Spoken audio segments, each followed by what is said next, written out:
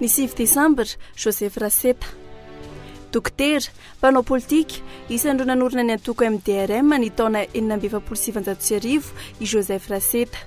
Tany Marovaino naterahany ny 6 desambra 1970 olona ambony tamin'ny fitondran'ny Prime Ministre Rainilay Arivony ndrainy. Tsy mahafotsy avy eny Ambohimanga no fiaviany. Tao aoriana avy tany fianarany tao amin'ny Frères des Écoles Chrétiens tao Antananarivo sy ny Collège FFMA any Friends dia niditra nianatra tao amin'ny sekoly fanofanana ho mpitsabo izy. Nivoaka ho dokotera mpitsabo ny taona 1970 ary niasa teo amin'ny AIM assistant médical indigène. Tany Toliara no nanombohan'ny asa fitsaboana ny taona 1970 izy no soliteran'ny gazety L'Opinion any Jean Raimongo tany Toliara. Ny andraikitra ihany koa ny gazety L'Humanité izay antoko communiste frantsay.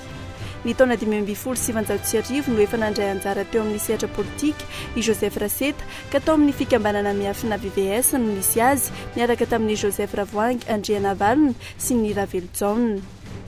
Isan'ireo kandidaty hitandrazana voafidy tao amin'ny antenimieram-panorina izy. Nanorina ny antoko MDRM niaraka tamin'ny Joseph Ravoahangy Andrianavalona, dokotera Rahelivelo Ramamonjy, Rakoto Ratsimamanga ary Jacques Rabemananjara. Tany Paris ny volana febroary 1970.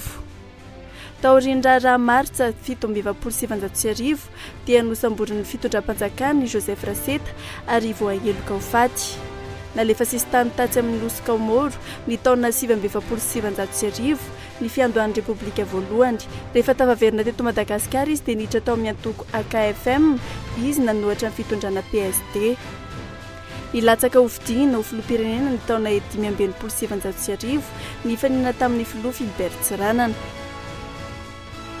Olo-malaza fantatry ny maro ary isan'ireo tia tanindrazana ny ady ho amin'ny fahafahan'i Madagasikara i Joseph Raseta ka grand officier de l'ordre des combattants no isan'ireo mari-boninahitra no salorany.